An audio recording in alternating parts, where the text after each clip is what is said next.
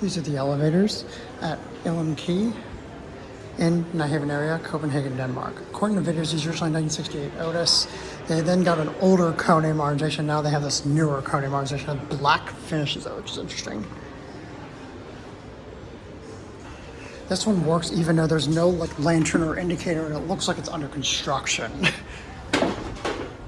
-2, locked. -1. Why is -2 locked? It's parking. It's weird.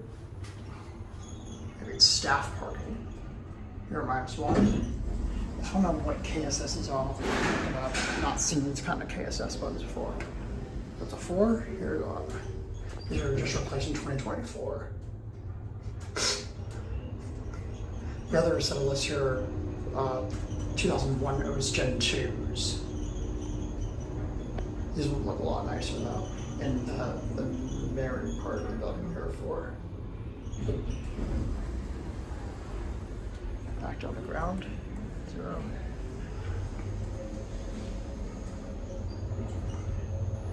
Pretty nice cabs, are like black themed. Again, replaced in 2024.